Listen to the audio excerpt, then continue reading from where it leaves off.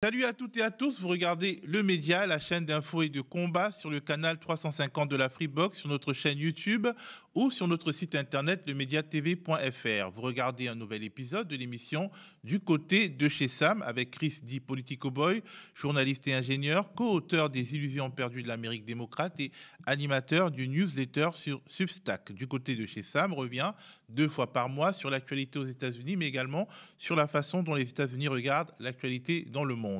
Au sommaire, 2 sujets qui sont liés l'un à l'autre.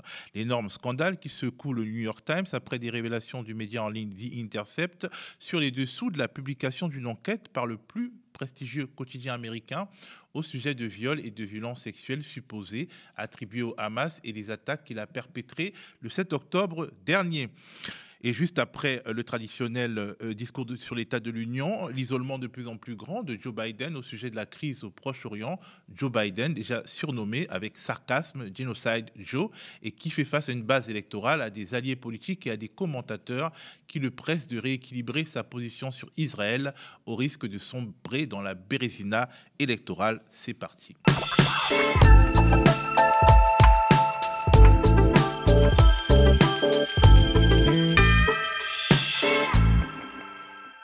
Salut Chris. Salut. C'est un scandale dont le New York Times se serait bien passé, mais on peut dire qu'il en est aussi à l'origine. En effet, il y a quelques jours déjà, le média Vanity Fair révélait que la direction du célèbre quotidien avait engagé une sorte d'enquête considérée par certains salariés comme une chasse aux sorcières suite à des fuites exploitées par le média indépendant The Intercept au sujet de vifs débats en interne à propos d'un podcast non encore publié, lequel portait sur des viols supposés perpétrés par le Hamas à la faveur de l'attaque du 7 octobre dernier. Une attaque, on le rappelle, qui a été un carnage extrêmement meurtrier, mais voilà, la propagande s'y est manifestement mêlée. Ouais, alors en fait, c'est parti des réseaux sociaux dans le sens où une des journalistes du New York Times qui a signé cette enquête, qui a fait beaucoup de bruit, et qui donc l'enquête cherche à prouver ou affirme que pendant les attaques du 7 octobre, le Hamas a utilisé le viol comme une arme de guerre et qu'il y a eu donc des agressions sexuelles et des viols de manière systémique et qui était du coup quelque chose qui était presque planifié par une des moyens d'action du Hamas à ce moment-là.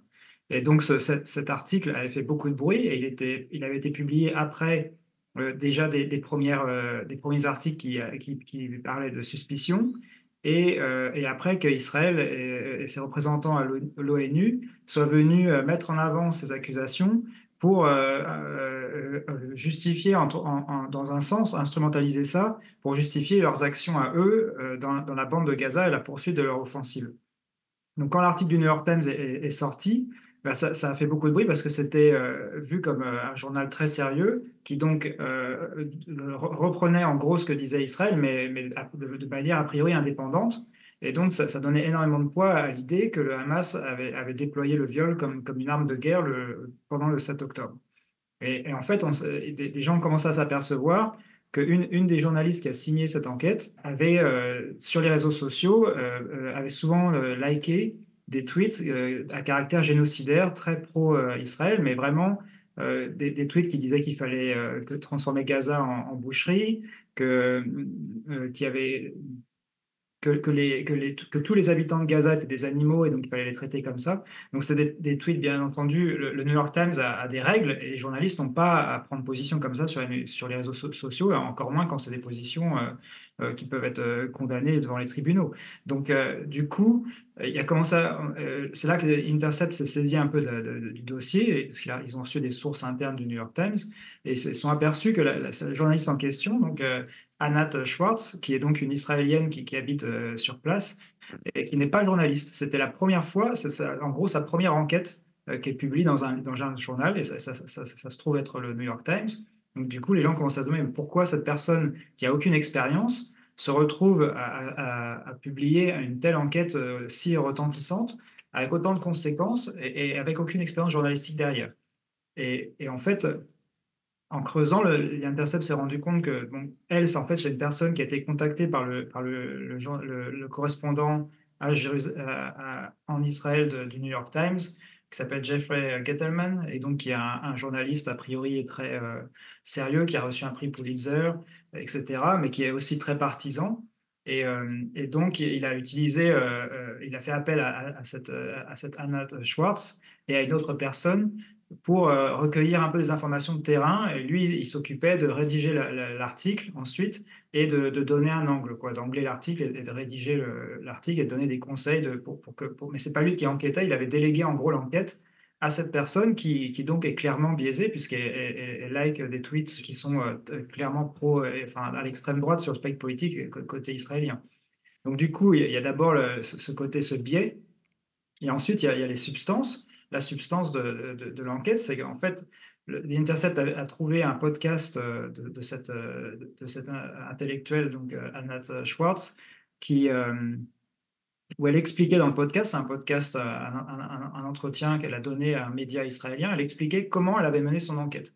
Et dans ce podcast, donc en hébreu, en fait, c'est accablant parce qu'elle passe son temps à dire bah, alors, j'y suis allé enquêter à tel endroit et j'ai trouvé aucune preuve, il n'y avait aucune preuve. Alors, je suis allé enquêter à tel endroit et je trouvais aucune preuve. Alors, du coup, j'ai demandé à des officiels israéliens, de la police, de l'armée, etc. Et ils m'ont dit qu'ils avaient. Donc, en fait, toute son enquête est construite sur des affirmations non démontrées qui viennent soit de personnes qui sont liées au gouvernement israélien et à l'armée israélienne, soit des personnes qui travaillent pour une ONG et qui ont produit beaucoup de fake news qui ont été ensuite démontrées, comme l'histoire du fœtus qui aurait été arraché du ventre de sa mère. On sait maintenant que ça ne s'est jamais produit. Des histoires de bébés décapités. Donc ça c'est les mêmes personnes qui avaient produit ces fake news qui se sont retrouvées être les sources principales de l'enquête du New York Times. Et ça, plus les dires de certains dirigeants israéliens, mais sans aucune preuve tangible. Et il y avait 3 témoignages, enfin 3 victimes identifiées comme ayant subi un viol pendant l'attaque du 7 octobre. Et 2 de ces 3 victimes, en fait, proviennent du kibbutz de Be'eri, où le représentant du kibbutz a affirmé ensuite que ces victimes n'avaient pas été violées, avec une certaine colère, parce qu'il dit, en gros, il faut un peu respecter le deuil des gens, et donc vous attribuez des choses qui ne sont pas vraies. Ils ont déjà subi assez de violences comme ça ne sert à rien d'en rajouter. Donc du coup, toute l'enquête du New York Times a été produite par une personne inexpérimentée et biaisée, et repose sur des sources, il n'y a aucune preuve concrète, et des sources qui sont discréditées. Et tout ça, ça a forcément provoqué un scandale en interne au New York Times de manière externe également. Et donc, le scandale a fuité et la direction du New York Times finalement a mal réagi en engageant, en tout cas selon certains salariés, une forme de chasse aux sorcières. Oui, oui, alors le pire, c'est que, donc, alors, en plus, il faut voir, parce que le New York Times, c'est quand même un journal qui est plutôt, on va dire, centre-gauche ou pro-démocrate quand même, et qui, sur la politique économique, assez néolibérale, mais sur les questions de racisme et tout, c'était quand même assez engagé, par exemple, sur la cause de Black Lives Matter, par exemple. Donc, et là, ils ont fait la chasse à tous leurs employés musulmans ou d'origine plus ou moins arabe, tu vois. Donc du coup, il y a vraiment non seulement, au lieu de se dire, bon, bah, on a fait une erreur, donc on va la corriger, ils se sont dit, on va trouver les gens qui nous ont dénoncés, et comme on ne sait pas qui c'est, eh ben, on va interroger tous les gens tous ceux qui ont un nom à consonance arabe, quoi. Donc c'est Ah, c'est vraiment rajoute une catastrophique couche ça. Ouais, ouais, ouais, c'est assez affolant de ce point de vue-là. Alors, est-ce que la direction du New York Times a été piégée ou alors est-ce qu'elle s'est laissée aller consciemment à relayer des propagandistes? Bah, il faut voir que ce que dit The Intercept, c'est que donc Jeffrey Gettleman, donc leur correspondant sur place, en fait, dès le 7 octobre, ou le lendemain, il avait déjà une idée de ce qu'il voulait faire comme article. Donc, c'est ce que dit la fameuse Anna Schwartz dans son podcast, qu'elle avait vu qu'il avait une liste de sujets et que le numéro 3 dans sa liste, c'était les violences sexuelles. Il voulait faire une enquête sur ça parce qu'il avait l'intuition qu'il avait dû se passer quelque chose. Donc en gros, c'était une enquête qui était commandée, et c'est pas parce que le New York Times a entendu dire qu'il y aurait peut-être eu des violences sexuelles systémiques que du coup il s'est dit on va enquêter. C'est le New York Times qui s'est dit peut-être qu'il y a des violences sexuelles, peut-être qu'elles sont systémiques, donc on va enquêter pour essayer de le prouver. Et donc cette personne, Anna Schwartz, avait été chargée par le New York Times, en gros, enfin par le correspondant local, qui donc a un certain poids parce que c'est un prix Pulitzer, et cetera, de prouver un truc qui était pas forcément vrai, quoi et au mieux se dire, bah, vu l'absence de preuves, on va dire qu'on va juste donner les éléments.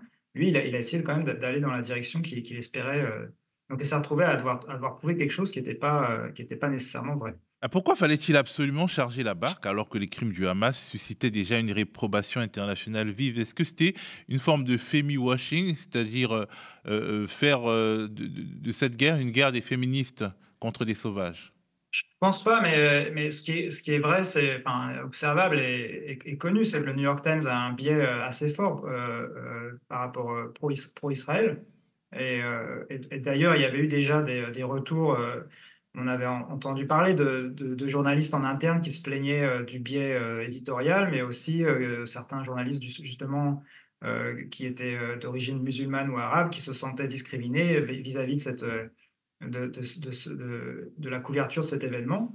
Donc il y avait déjà un biais en place et pour moi, c'est juste une prolongation du biais et ce Jeffrey Gettleman a aussi une conception assez particulière du journalisme parce qu'il avait ça c'est dans l'article de The Intercept, mais il avait donné une conférence quelques jours après ou avant la publication de la fameuse enquête où il expliquait que son rôle, c'était, de raconter des histoires.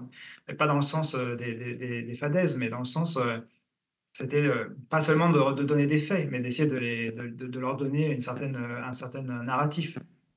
Donc du coup, ça il y a un vrai problème de conception, de cette personne-là, du journalisme et après, bah, en interne du New York Times, il y a eu des débats et effectivement, tu parlais d'un podcast, donc c'est le Daily, c'est un podcast très écouté du New York Times qui sort tous les jours et donc ils traitent d'un sujet en général qui a été déjà traité par le journal et ils ont renoncé à traiter ce sujet-là parce ils n'arrivaient pas à vérifier, les sources, qu'il y avait, et le fait qu'il y aurait 2 sources concordantes sur chaque affirmation contenu dans l'enquête du New York Times. Donc même le New York Times, même d'autres aspects de la rédaction n'apportaient pas beaucoup de crédit à cette enquête.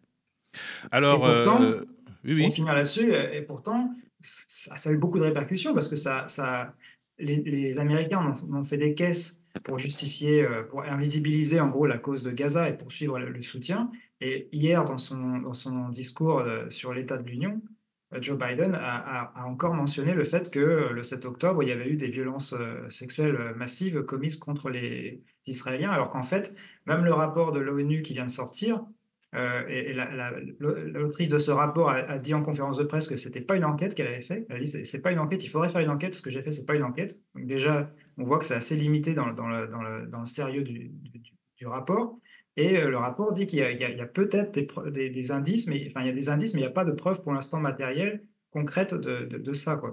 Donc il y a sûrement qu'il y ait eu des viols et des violences sexuelles le 7 octobre, c'est très vraisemblablement le cas, mais que ça a été utilisé de manière, systémique et que ça fasse partie d'un plan, comme on dit, d'une arme de guerre, comme le titrait Libération, ça c'est pour l'instant, c'est pas prouvé, quoi. C'est purement de la spéculation. Mais Libération qui a titré ainsi après tout ce feuilleton sur le New York Times. C'est assez Ouais, ouais, curieux donc quand c'est même. assez hallucinant, quoi. Enfin, on est dans il y a une déconnexion totale avec la réalité dans un sens, quoi. Enfin, en tout cas, il y a un détachement avec les faits, quoi. C'est-à-dire qu'il y a ce qu'on sait et puis ce qu'on pense être peut-être vrai et donc c'est deux choses très différentes. Et la une du Libération, si on lit en petit, ils disent que c'est une possibilité, mais le gros titre, ça donne l'impression que c'est le cas, quoi. Alors, le média indépendant The Intercept a aussi fait fuiter des débats internes au sein de CNN, la chaîne de télévision, au sujet du traitement de la question israélo-palestinienne. La célèbre journaliste Christiane Amanpour a ainsi exprimé ce qu'elle appelle sa réelle détresse face à des informations modifiées sur Israël. Il a aussi été question là-bas d'un climat hostile aux reporters arabes. Est-ce que les choses commencent à bouger? Est-ce qu'une une sorte de chape de plomb est en train de disparaître et sur vraiment les biais de la presse américaine Ouais, sur ce disons qu'il sujet? y a de plus en plus de brèches et de plus en plus de personnes influentes qui s'alarment vraiment enfin, qui sont en train de changer un peu de point de vue. Alors Christiane Amanpour, elle avait déjà mené des interviews un peu plus, combatifs et musclés et que la plupart de ses collègues, quand elle avait des représentants, d'Israël, l'ambassadeur, des choses comme ça, donc elle avait mis en cause pas mal déjà le discours d'Israël. Donc c'était quelqu'un qui avait déjà et c'est pour ça, je suppose, c'est logique et qu'en interne, elle était aussi, furieuse et inquiète par les choix éditoriaux qui sont faits à CNN.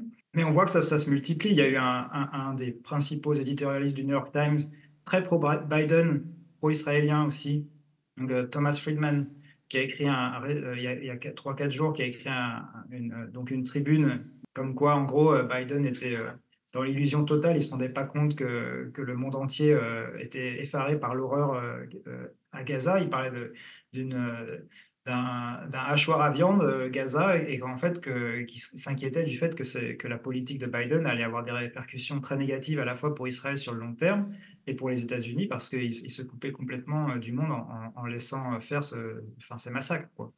Donc il y a ça. J'en ai relevé plusieurs comme ça, hein, mais il y a donc celui qui serait l'éditorialiste préféré de Biden sur CNN, dont j'ai plus le nom en tête, mais qui a fait aussi un édito sur CNN en prime time, où il qualifie la politique de Biden de immorale et de faible, d'un échec complet, etc., en disant, alors lui, donc, comme il est, tu vois, comme quand même pro-Biden, etc., il dit, bon, Biden, il a eu l'intuition, il a voulu faire ça, de montrer qu'il était totalement derrière Israël pour avoir après plus de capacité à influencer Israël et à éviter qu'ils aillent trop loin. Et en fait, cette stratégie de Biden, selon l'éditorialiste, est un échec complet. Et maintenant, on est rendu à des choses complètement immorales. La position américaine n'est pas défendable, etc. Oui, Donc, il est très critique. on reviendra, Chris, on reviendra sur la question politique de Joe Ouais. Biden et de la Palestine avant les élections qui auront lieu dans quelques mois. Mais je voudrais qu'on fasse un petit détour par le traditionnel discours de l'Union que Joe Biden justement a prononcé jeudi dernier. C'est l'un des temps forts de la politique américaine et c'est ce moment qu'a choisi Joe Biden pour montrer sa fermeté envers Israël. Lors de son discours au Congrès sur l'état de l'Union, le président américain a annoncé que l'armée américaine allait construire un port temporaire dans la bande de Gaza pour acheminer l'aide humanitaire par la mer. Il a également mis en garde Israël. Israel must do its part. Israel must allow more aid into Gaza to ensure humanitarian workers aren't caught in the crossfire. Dans son discours, il s'en est pris plusieurs fois à Donald Trump, mais sans jamais le citer nommément. Il l'a accusé de s'incliner devant Poutine, il l'a accusé d'être un danger pour la démocratie, et il a pris le contre-pied du programme très libéral du candidat républicain, parlant de l'assurance santé, du droit à l'avortement, de la défense des minorités, et promettant que les États-Unis resteraient une terre d'immigration. Alors Chris, que retenir de ce discours dans cette période particulière de l'histoire américaine ? Alors, il y avait pas mal d'enjeux parce que, d'abord, il faut savoir que Biden est en grande difficulté électorale pour 2 raisons principales. Bien sûr, c'est si on en croit les sondages actuels, et tout peut bouger.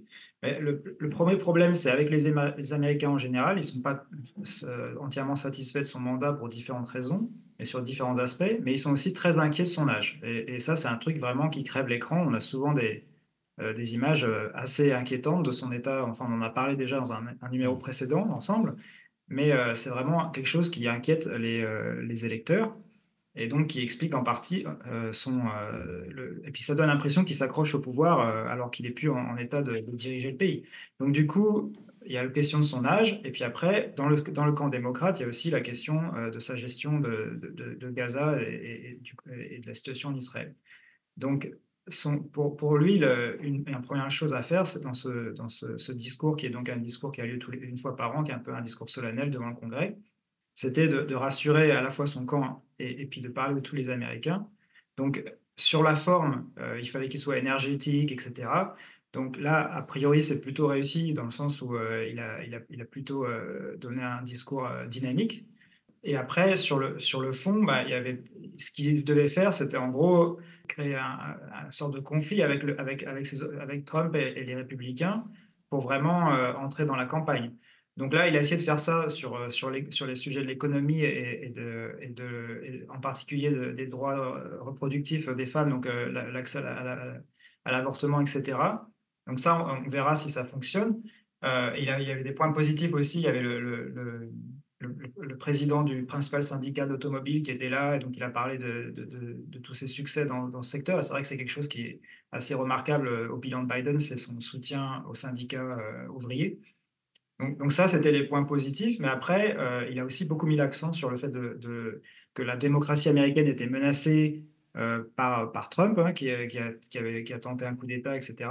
Et puis et puis la démocratie qui est menacée par la Russie en Europe. Et ça, c'est pas forcément des thèmes qui vont beaucoup résonner enfin, qui vont beaucoup avoir d'impact électoral, on verra. Mais de ce point de vue-là, Bernie Sanders aurait espéré, par exemple, qui lui avait donné beaucoup de conseils indirectement dans les émissions où il a participé récemment à la télé, mais aussi dans des réunions qu'il a eues avec Biden en face à face, où lui, il voulait que Biden adapte un discours plus populiste.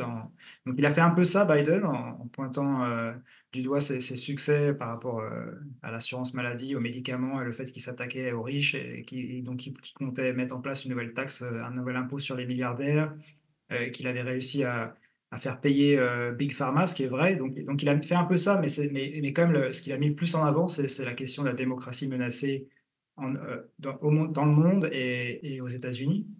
Mais forcément, comme il tient ce discours et qu'en même temps il soutient ouvertement Netanyahou, c'est un peu, ça met en place des contradictions qui sont un peu dures à défendre. Alors, Joe Biden a voulu marquer les esprits avec l'idée de port maritime humanitaire à Gaza. Déjà, c'est quoi ce concept? Ouais, alors ça c'est encore un truc, il faut savoir qu'il y a déjà une semaine, ils ont commencé à annoncer des largages aériens, hein, pour envoyer de l'aide humanitaire. Et là, l'idée, c'est de construire une sorte de digue, ou si tu veux, pour que les bateaux puissent accoster à Gaza, parce qu'il n'y a pas de port à Gaza.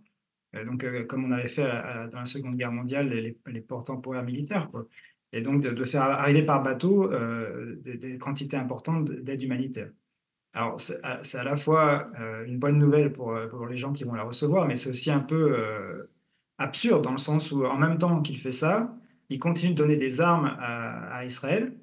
Et puis, alors qu'en fait, l'aide humanitaire, elle est déjà là. C'est juste qu'elle n'arrive pas à passer parce qu'Israël ne laisse pas passer les camions. Donc, il y a un côté ouais, absurde et invraisemblable dans cette histoire.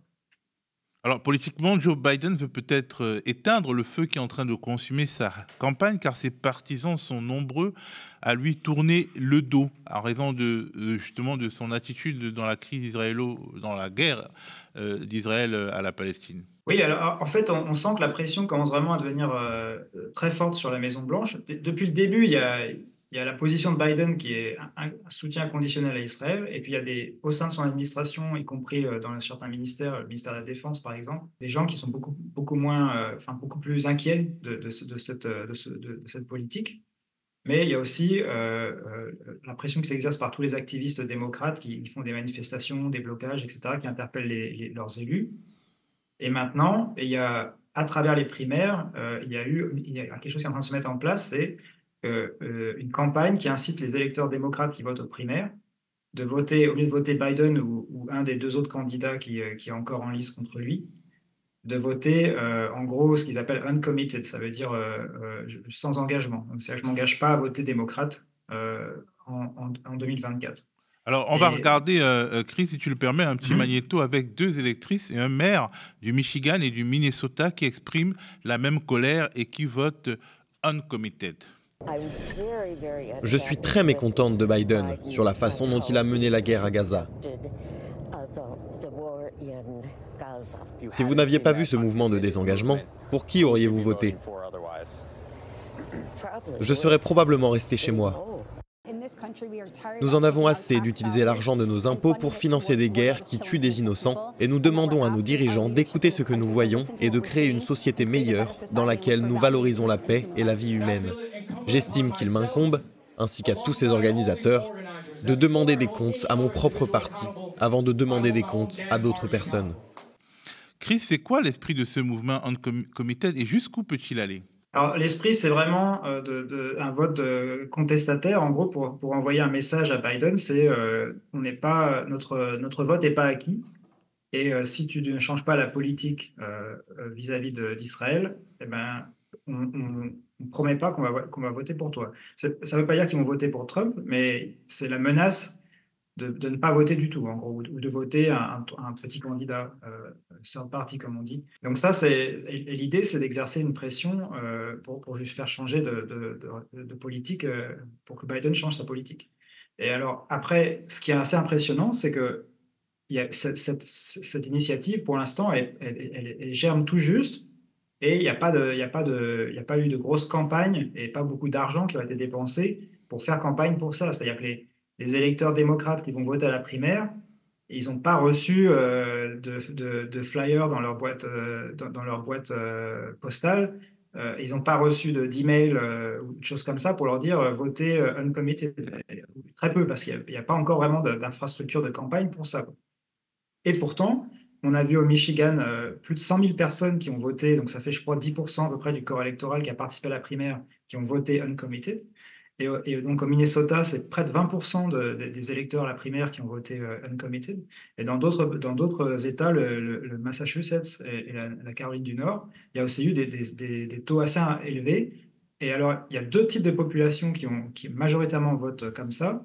C'est les Américains qui sont issus de l'immigration musulmane ou arabe, et donc qui ont soit des liens familiaux directs ou indirects, ou simplement une plus grande sensibilité à ce qui se passe à Gaza, et puis les jeunes sur les campus universitaires. Et ces deux blocs électoraux qui sont les jeunes, c'est un bloc important, les musulmans et les arabes beaucoup moins en termes de nombre, mais c'est des blocs qui normalement votent très majoritairement démocrates, et le risque, c'est qu'ils s'abstiennent en partie en 2024. Et donc le Michigan et le Minnesota, c'est deux États qui sont des États très disputés, donc, et qui ont été gagnés de justesse par Biden en 2020 et par Trump en 2016. Donc il suffirait que quelques milliers d'électeurs décident de ne pas voter pour que ça fasse basculer l'État dans la colonne Trump. Et le vote de la jeunesse, c'est dans tous les États, à peu près, on retrouve ça aux États-Unis. Et donc, c'est encore une fois, c'est quelques milliers de votes des fois qui peuvent faire basculer l'élection. Alors, certains soutiens de Joe Biden rétorquent en disant qu'au fond, il ne peut pas influencer Benjamin Netanyahou tant que ça et qu'on lui fait un mauvais procès. Oui, alors ça, c'est quelque chose qu'on entend beaucoup aux États-Unis. C'est on n'y peut rien. Enfin, parce que Biden, il passe son temps, il y a des fuites dans la presse comme quoi, en privé, il exige, il demande aux Israéliens Netanyahou, mais qu'ils n'obtiennent pas. Donc, c'est un peu pour entretenir l'idée qu'il essaye, mais qu'il ne réussit pas, qu'il a une certaine impuissance. Et en fait, il y a pas mal d'arguments qui permettent de mettre en cause cette vision. D'abord, il y a le fait que les précédents, c'est-à-dire par exemple dans les années 80, Ronald Reagan avait pris le téléphone et avait dit ce que vous êtes en train de faire, c'est un holocauste. Le ministre à l'époque israélien, donc c'était au Liban, et donc avait répondu je sais un peu mieux que vous ce que c'est qu'un holocauste. Mais 20 minutes plus tard, il l'a rappelé, il a dit c'est bon, on arrête les bombardements, c'est fini. Et Reagan s'était dit alors je ne savais pas que j'avais autant de pouvoir. Il avait dit assez conseillé. Et donc, il y a eu aussi, en 2021, Biden avait pris le téléphone et dit à Netanyahou, ils en étaient à 11 jours consécutifs de bombardement de Gaza, ça suffit, il faut arrêter. Et Netanyahou a arrêté le lendemain, et donc il a perdu le pouvoir quelques mois après, et il avait réussi à stopper Netanyahou à ce moment-là. Et après, donc ça, c'est les précédents. Ensuite, il y a le fait que les États-Unis, c'est eux qui fournissent toutes les munitions et les armes en fait, qui sont déployées sur place. Et les responsables israéliens eux-mêmes disent s'ils nous coupent les robinets, ça s'arrête tout de suite, quoi. Et il y avait même au Parlement, il me semble, israélien, un ministre qui était accusé par un parlementaire, si je me rappelle bien, les détails sont peut-être légèrement différents, mais en gros, le débat c'était pourquoi vous laissez entrer l'aide humanitaire à Gaza parce qu'il y a des gens à Israël qui ont 0 camion qui rentrent à Gaza. Et donc la réponse du ministre c'était on le fait parce que les Américains nous le demandent. Et donc ils sont obligés. Et il a répondu comme ça textuellement, qu'est-ce que vous voulez qu'on fasse? Qu'on leur dise non? Comme si c'était absurde. Donc il y a vraiment, a priori, un pouvoir important des Américains pour mettre en place ça. Et on voit même le fait qu'ils se permettent de faire des largages aériens et d'installer un port comme ça. Enfin, c'est un territoire qui est contrôlé par Israël. Donc c'est un peu comme si d'un seul coup les États-Unis débarquaient en France et installaient un port sur nos côtes pour faire arriver des camions d'aide humanitaire pour, par exemple, les réfugiés qui sont à Calais. Enfin, donc ça prouve bien qu'ils ont quand même une énorme marge de manœuvre s'ils prennent si la volonté est derrière.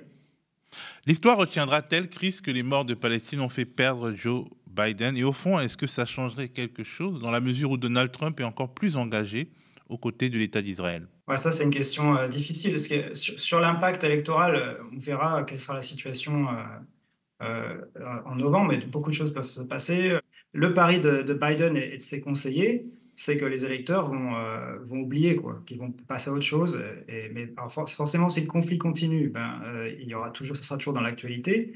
Et puis si les images qu'on voit de bébés affamés, squelettiques, continuent, ça va aussi ça va empirer les choses pour Biden électoralement, c'est sûr.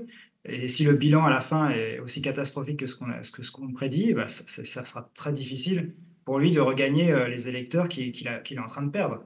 Donc il y a un vrai risque électoral pour Biden qu'il perde l'élection à cause d'un manque de mobilisation d'électeurs qui lui étaient avant acquis.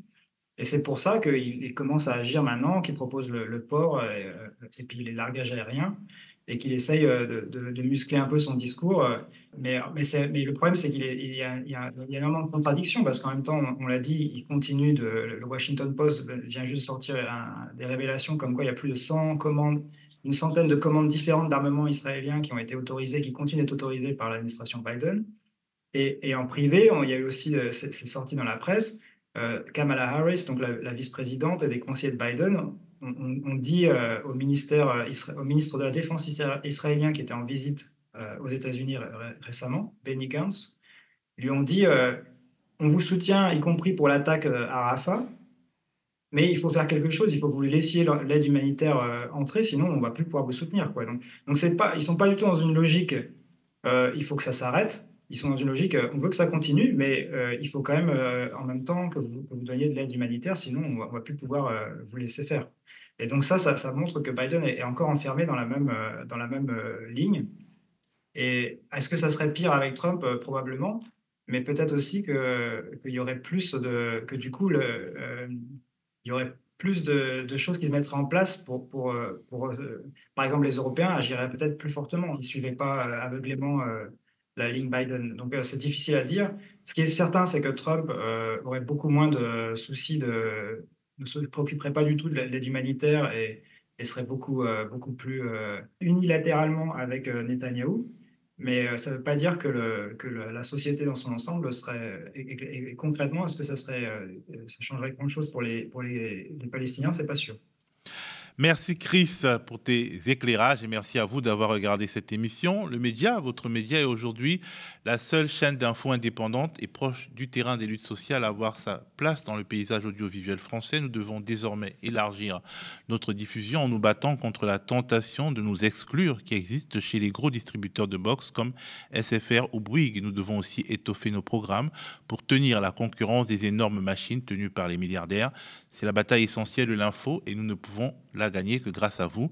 Si vous voulez nous soutenir via un abonnement de soutien ou un don défiscalisé, c'est sur lemediatv.fr/soutien que ça se passe. Restez connectés aux médias.